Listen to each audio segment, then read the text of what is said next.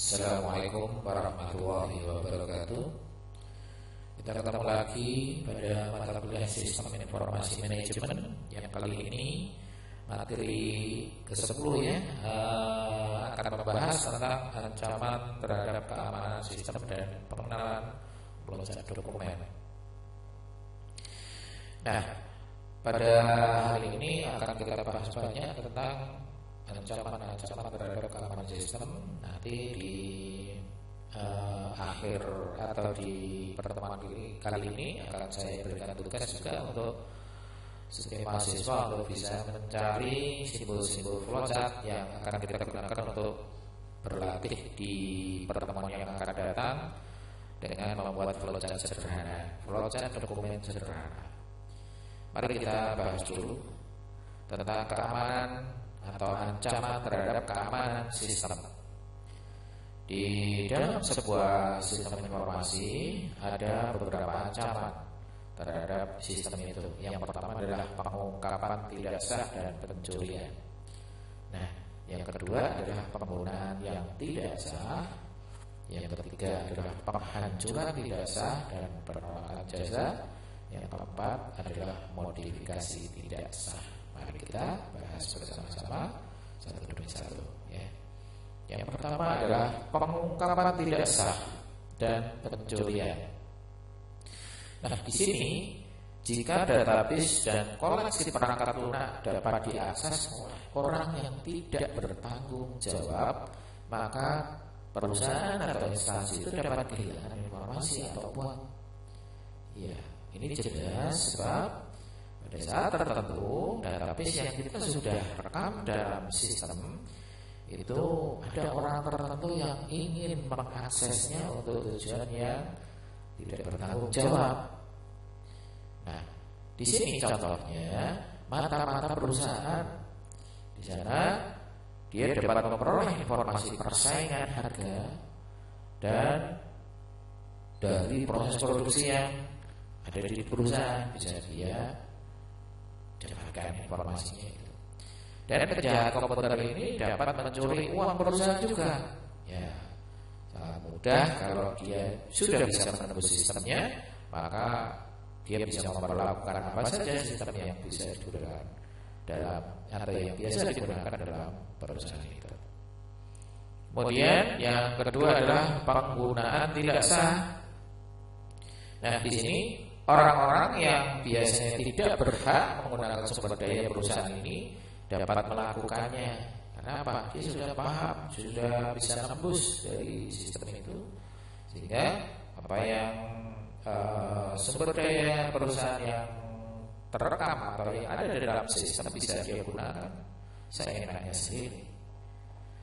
Dalam bidang komputer, penjahat ini yang biasa disebut dengan cracker atau hacker, yaitu orang-orang yang suka bermain dengan komputer dan suka menguasai rincian operasinya. Nah, ini kita pernah dengar juga ada beberapa situs dari pemerintahan yang di-hack ya oleh beberapa orang, sehingga tampilan dalam situs resmi pemerintahan akan berubah. Bahkan ada beberapa yang cair juga untuk diberi konten-konten yang tidak sesuai dengan keadaan dari situs itu sendiri. Ya, kemudian yang ketiga adalah penghancuran tidak sah dan penolakan jasa. Nah, orang dapat merusak bahkan menghancurkan perangkat lunak atau perangkat keras sekalipun, sehingga menyebabkan berhentinya operasi komputer perusahaan. Nah, inilah yang sering kita lihat bersama. Ada beberapa yang tiba-tiba komputernya hang, tidak diapa-apakan sendiri hang. Nah, ini dimasuki virus. Ada beberapa orang yang mampu juga untuk menghandle atau meremote ya perangkat komputer dari jarak jauh. Penjahat komputer ini tidak perlu berada di tempat kejadian, asal tahu kode-kodenya, asal tahu apa itu keamanannya, maka dia bisa mengaksesnya lewat internet dengan posisi yang mungkin tidak perlu harus di perusahaan itu sendiri, bisa di mana saja. ia dapat saja masuk ke dalam jaringan komputer perusahaan dari suatu terminal yang jauh dan menyebabkan kerusakan fisik, bahkan fisik saja bisa. Seperti monitor tiba-tiba cacat, ada titiknya, ada garisnya, printer tiba-tiba macet, tidak bisa digunakan, keyboard tidak berfungsi, hurufnya tertentu tidak bisa dipijit. Nah, ini ada beberapa orang yang sudah bisa menguasai hal yang semacam ini. Dan ini tiba-tiba karena apa? Bisa diakses di mana saja. Nah, inilah yang disebut dengan penghancuran tidak sah dan penolakan jasa. Yang keempat adalah modifikasi tidak sah. Nah, kalau ini perubahan-perubahan dapat dilakukan terhadap data, informasi dan perangkat lunak perusahaan. Nah, ini kan bahaya. Seandainya kita mengetikkan sejumlah nominal tertentu terus dimodifikasi oleh orang-orang yang tidak bertanggung jawab, sehingga laporan kita atau database yang kita gunakan akan salah. Ini berbahaya, mengancam perusahaan.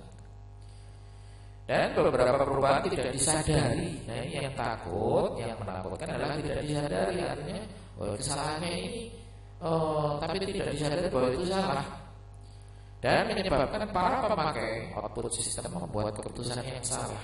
Nah, ini perusahaan akan semakin terpuruk kalau mamanya betul-betul terjadi hal yang semacam ini. Kemudian jenis modifikasi yang sangat menyebalkan adalah disebabkan oleh perangkat lunak yang merusak atau yang biasa disebut malicious software, atau merusak software yang ada atau terpasang dalam sebuah sistem ini. Nah, ini yang sangat menakutkan. Bahkan dulu pernah terjadi sebuah data yang sudah dienkripsi dirusak oleh sistem virus sehingga tidak bisa digunakan. Nah, caranya bisa menggunakan lagi harus berhubungan dengan yang membuat virus itu dan harus berbayar aja tidak sedikit ya, harus bayar. Nah, inilah yang mungkin perlu diketahui bahwa ancaman keamanan sistem itu perlu dijaga, itu dengan menggunakan beberapa security yang digunakan, apalagi komputernya sudah terhubung dengan internet dan bisa menggunakan transaksi secara online. Ini sangat rawan kalau tidak disiapkan persiapan untuk keamanan sistemnya. Nah, di sini juga diperlukan apabila keamanan sistem itu akan melibatkan perusahaan yang database perusahaan yang besar, maka digunakanlah yang disebut dengan rencana cadangan. Itu yang pertama adalah wujudnya berupa pengulangan atau redundancy. Jadi database yang sudah tersimpan dalam masternya maka harus disimpan ulang atau diulang untuk penyimpanannya, lalu disebut redundancy. Untuk apa? Menjaga supaya kalau suatu saat database masternya itu rusak maka sudah tersimpan ada cadangannya. Kemudian keragaman atau diversity.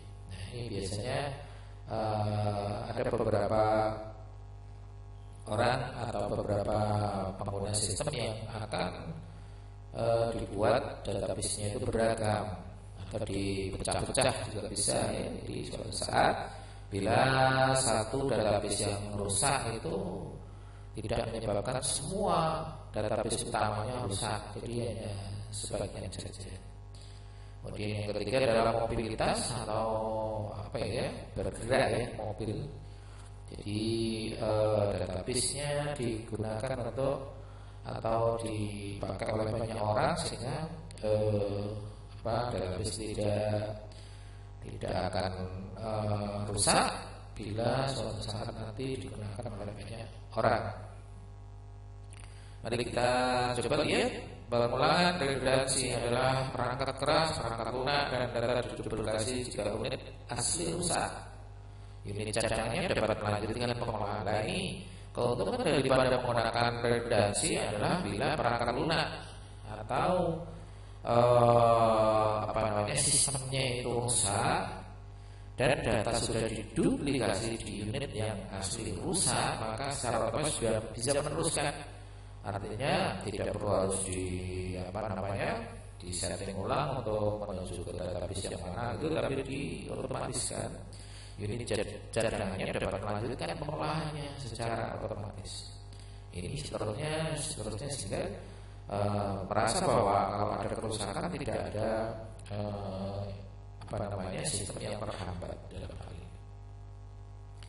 Kemudian yang kedua adalah keragaman atau diversifikasi. Apa yang saya sampaikan tadi, bahwa sumber daya informasi tidak dipasang pada lokasi yang sama, melainkan terpisah untuk berbagai area operasi perusahaan. Anda lihat semuanya bahwa contoh dari beberapa perusahaan yang sudah melakukan ini. Jadi untuk menghindari hal-hal yang tidak diinginkan, bila suatu saat sistemnya itu rusak, database-nya satu, maka otomatis kalau itu digunakan maka akan menghambat semua sistem. Nah, ini tidak terjadi apabila kita menggunakan sistem keragaman ini ya. Jadi tidak dipasang di lokasi yang sama, tapi di berbagai tempat terpisah area perusahaan. Kemudian yang ketiga, mobilitas atau mobility yang tadi saya sampaikan, bahwa perusahaan kecil membuat perjanjian timbal balik dengan para pemakai yang lain dari jenis peralatan yang sama, sehingga setiap perusahaan dapat menyediakan cadangan bagi yang lain jika terjadi malapetaka.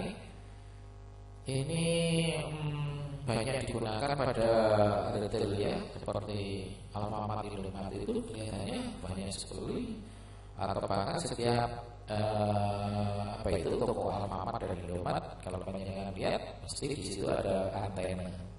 Nah, itu digunakan untuk apa? Ini membuat penyimpanan database, sehingga pada saat tertentu terjadi malapetaka, entah itu kebakaran atau ada pencurian di komputernya atau perangkat kerasnya, maka database yang disimpan pada sistemnya itu akan tersimpan juga di komputer yang lain, sehingga tidak akan kehilangan data yang tersimpan dalam database-nya.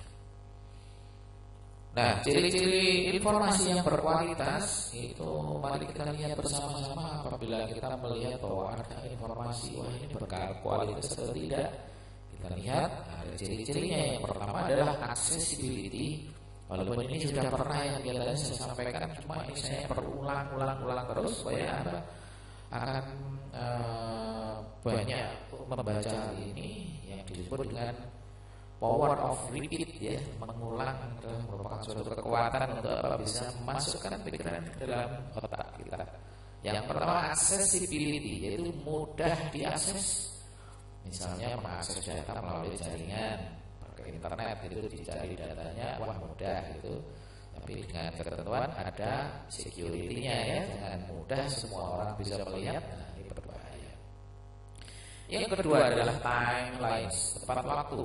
Bila kita mengakses ke internet, misalnya dapat merespon dengan cepat, tidak menunggu loading yang terlalu lama. Ini adalah informasi yang berkualitas, akan mudah ya, diaksesnya cepat, meresponnya dengan cepat ya. Yang ketiga adalah relevance, informasi yang dihasilkan relevan atau sesuai dengan keadaan nyatanya. Dihasilkan relevan dengan usaha yang bersangkutan, jadi tidak merupakan suatu informasi yang fiktif, tapi keadaan yang nyata gitu ya. Nah, ini yang disebut dengan relevance. Yang keempat adalah akurasi, yaitu ketepatan output dari data yang diolah. Jadi data yang diolah itu keluarnya juga sesuai dengan yang diinginkan. Nah, itu akurasi, jadi sesuai dengan yang diinginkan oleh sebuah perusahaan. Inginnya kalau laporan yang berhubungan dengan bulan tertentu atau pada tahun tertentu, itu akan mengakibatkan informasi yang disampaikan akan lebih berkualitas. Dan yang terakhir adalah usability atau kegunaan output yang dihasilkan itu memang berguna untuk entah itu dari eksternal atau internal dalam perusahaan, itu berfungsi untuk ya biasanya kalau yang eksternal mengetahui bahwa perusahaan ini dalam keadaan sehat atau tidak gitu ya. Kalau mamanya yang dari internal, ini bisa digunakan untuk membuat laporan pada bulan berikutnya atau bagaimana. Ya lebih guna output yang dihasilkan. Nah, mari kita bersama-sama untuk belajar dengan flowchart. Nah, ini nanti di semester akhir panjenengan akan dituntut atau ditugaskan untuk membuat tugas akhir ya, yang nanti di sana banyak sekali dalam pembuatan sistemnya pasti menggunakan yang disebut dengan flowchart, diagram alir dan simbol-simbolnya. Nah, kita kenalan dulu dengan simbol-simbolnya ya. Nanti akan saya berikan tugas untuk panjenengan mencari simbol-simbol yang ada di flowchart dokumen pertama. Flowchart adalah diagram alir. Ini dipergunakan untuk menggambarkan proses-proses operasionalnya sehingga mudah dipahami dan mudah dilihat berdasarkan urutan langkah dari suatu proses ke proses yang lain. Jadi di sana ada yang disebut dengan urutan langkah. Makanya disebut flow chart, flow aliran. Jadi urut. Ya, jangan sampai tampilnya malah meloncat-loncat. Bukan flow lagi ya. Flowchart atau diagram alir adalah alat yang digunakan untuk melakukan perencanaan proses. Jadi sebelum kita membuat sebuah sistem yang sebenarnya, kita harus rencanakan dulu prosesnya seperti apa. Saya contohkan nanti di dalam sebuah flowchart, urutan untuk mendaftar menjadi seorang anggota perpustakaan itu harus bagaimana langkahnya dari pertama sampai terakhir sampai muncul yang namanya kartu perpustakaan, maka akan terekam dalam flowchart ini. Analisa proses dan mendokumentasikan proses sebagai standar pedoman produksi. Nah, ini sebagai standar biasanya kalau ada sebuah sistem yang sudah standar pasti ada urutan yang harus dilakukan. Nah, ini adalah sebagai standarnya. Nah, mari kita lihat pertama adalah nanti Anda semuanya saya tugaskan untuk mencari gambar-gambar simbol input atau output, tapi jangan di sini ya. Ini saya baru sederhana sekali ya, jadi artinya punya cari yang lebih lengkap. Nah, bisa di-download atau dicari di internet untuk mengetikkan simbol-simbol input atau output dalam flowchart dokumen. Hati-hati, yang kita pelajari saat ini adalah flowchart dokumen. Kemudian nanti juga dipersiapkan untuk simbol penyimpanan ya, seperti apa di dalam flowchart dokumen ini contohnya saja. Ada beberapa sebenarnya simbol simpanan dalam flowchart dokumen seperti apa. Kemudian ada simbol proses, ada yang berbentuk seperti ini. Ini adalah merupakan simbol-simbol yang harus kita gambarkan pada saat kita membuat flowchart. Jangan sembarangan membuat simbol-simbol karena mempunyai arti masing-masing. Ya, jadi ini sudah mempunyai arti sendiri-sendiri dan ini sudah standar internasional. Jadi semua orang yang sudah paham dengan yang namanya flowchart, melihat gambaran flowchart itu akan paham dengan simbol-simbolnya saja. Ya, jangan sembarangan. Jadi kalau maunya menggambarkan dokumen ya bukan berupa kotak gitu ya. Nah, itulah yang mungkin perlu saya sampaikan. Kemudian simbol alur dan simbol-simbol lain. Ada beberapa gambar-gambar yang memang di saat membuat flowchart yang sudah dipersiapkan di sini adalah beberapa bentuk-bentuk yang berupa alur ya. Alur biasanya berupa panah atau konektor ini. Konektor yang berbentuk bulat dan konektor yang berbentuk seperti saku di baju gitu ya. Ada fungsinya masing-masing, nanti dengan download sendiri ya. Nah, saya akan contohkan satu buah proses dalam sistem penerimaan anggota perpustakaan. Nah, pertama biasanya ya dalam pembuatan flowchart pertama kali diawali dari sebelah kiri. Jadi panjenengan bisa buat bahwa mahasiswa atau anggota perpustakaan ya, ini kan anggota ya, harus memiliki KTM, kartu tanda mahasiswa, dan mempersiapkan sebagai syarat untuk mengisi formulir data perpustakaan. Nah, ini gambarnya bagaimana nanti kita lihat di slide berikutnya ya. Kemudian setelah formulir diisi, kemudian diberikan ke bagian administrasi perpustakaan untuk melampirkan dengan melampirkan fotokopi KTM. Jadi fotokopinya yang dilampirkan untuk membuat kartu perpustakaan. Kemudian yang ketiga adalah bagian administrasi akan memproses pendaftaran dengan membuat kartu perpustakaan berdasarkan fotokopi KTM. Karena di sana akan disuruh untuk menginput datanya termasuk nama, NIM, alamat, angkatan dan lain-lain yang ada di dalam KTM gitu ya. Setelah kartu perpustakaan selesai dibuat, bagian administrasi kemudian meminta persetujuan dari kepala perpustakaan, biasanya belangko formulir daripada anggota perpustakaan dan kartu perpustakaannya akan diberikan kepada kepala perpustakaan untuk dicek ulang. Kemudian setelah itu disetujui dengan menandatangani kartu perpustakaan, kemudian dikembalikan ke bagian administrasi perpustakaan kalau sudah selesai. Hingga kalau sudah diterima di bagian administrasi perpustakaan, kemudian beliau atau bagian administrasi mengarsip formulir dan fotokopi KTM-nya dan kemudian membuat laporan pendaftaran anggota perpustakaan ke pimpinan perpustakaan. Kemudian bagian administrasi memberikan kartu perpustakaan yang sudah distempel ke mahasiswa. Nah, ini adalah akhirnya. Jadi dimulai dari sebelah kiri, kemudian ke kanan. Kalau sudah selesai dikembalikan ke mahasiswa. Mari kita lihat gambarnya. Di sini kelihatan bahwa area tanggung jawab yang di sana di soal tadi ada 3, yaitu anggota perpustakaan, administrasi, dan kepala perpustakaan. Kita awali dari anggota atau mahasiswanya ya. Pertama, dia menyiapkan syarat pendaftaran ya. Syarat pendaftaran itu berupa apa? Fotokopi KTM dan formulir yang sudah didapatkan dari bagian administrasi. Kemudian digunakan anggota ngapain? Setelah itu diisi formulirnya sesuai dengan KTM-nya. Kemudian fotokopi KTM-nya dan formulirnya akan diberikan ke bagian administrasi. Perhatikan konektornya. Konektornya tetap 1 ke 1 ya. Jadi angka 1 menuju ke 1, jangan 1 ke 2. Itu bukan konektor namanya, itu urutan ya. Ini 1 ke 1. Kemudian apa yang diterima oleh administrasi? Nah, ini yang diterima oleh anggota adalah fotokopi KTM dan formulir. Nah, kita lihat di sini. Fotokopi KTM dan formulir dikirim ke bagian administrasi atau dikumpulkan ke bagian administrasi. Kemudian dia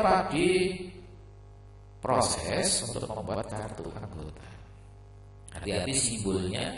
Simbol ini adalah menandakan bahwa ini simbol manual karena ini belum berbentuk komputerisasi. Ya, kita belajar dulu pelan-pelan dari mulainya manual dulu ya.